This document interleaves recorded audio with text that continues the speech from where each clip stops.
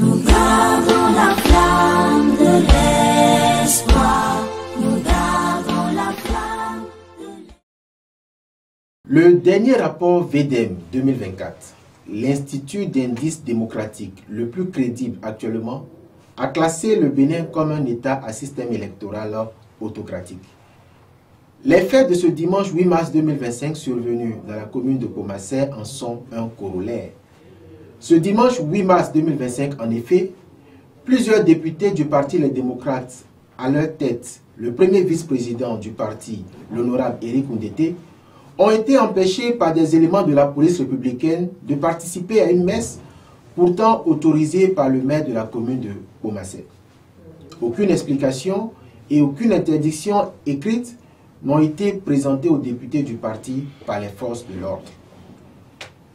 Cette série d'interdictions arbitraires faites au Parti Les Démocrates de se réunir même dans des lieux privés clôturés comme à Gogounou, Sakété, Pobé, Abomey-Calavi, Tukuntounan et hier à Pomassé s'analyse comme une stratégie ourdie de la police républicaine de pousser le Parti Les Démocrates à la violence afin de s'en prévaloir pour suspendre le parti de sa participation aux prochaines élections générales de 2026.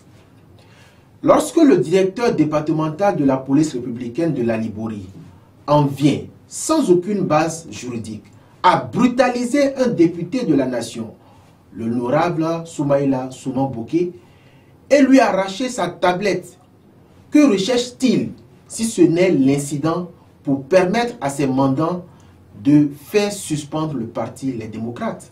Sinon, comment expliquer les comportements systématiques de la police républicaine d'empêcher exclusivement les rassemblements du parti Les Démocrates pendant qu'elle apporte son assistance aux activités politiques des partis siamois de la mouvance, le BR et l'UPR, qui se tiennent la plupart du temps dans des lieux publics? Les exemples de Pomassé, Waké, Pobé, Sakété, Gogounou, Abomey-Calavi en disent long sur le caractère prémédité des violences de la police républicaine visant à réduire au silence tout le peuple béninois qui s'identifie chaque jour qui passe au parti Les Démocrates. Car, après avoir brutalisé les populations lors de l'opération du port de Casques, la nouvelle cible trouvée par la police républicaine est le parti Les Démocrates. Intimidation, discrimination, provocation sont devenus le quotidien auquel les militants du Parti du Peuple sont confrontés face à la police républicaine. La police républicaine, en empêchant sans aucune base légale des réunions pourtant autorisées par les maires, devient une police politique et ses agents, auteurs de ces agissements, s'exposent à une condamnation de 5 ans d'emprisonnement pour atteinte à la liberté et aux droits civiques.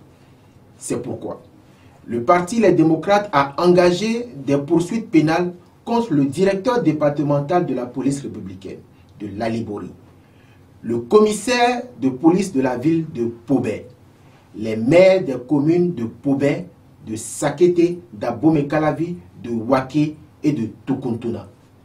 Il faut savoir que l'infraction d'atteinte à la liberté est une infraction correctionnelle dont le délai de prescription est de 6 ans. Ce qui signifie que tôt ou tard, les procès de ces infractions répertoriées et documentées se tiendront, même après 2026, suite au départ du président Patrice Talon. Face à la justice, chaque policier et chaque maire sera seul responsable de ses agissements, sans possibilité d'avoir à se prévaloir de sa qualité d'agent de la police, s'il n'a pas pris le soin de se couvrir d'un acte administratif, d'un supérieur hiérarchique ou du directeur général de la police républicaine. Le Parti Les Démocrates ne cédera pas aux provocations de la police républicaine, d'où qu'elles viennent, et réaffirme son désir et sa détermination à prendre part aux élections générales de 2026 afin de sauver notre démocratie des mains de tous ceux qui rêvent d'un 3e mandat ou d'un 3e mandat déguisé. Ensemble, nous vaincrons.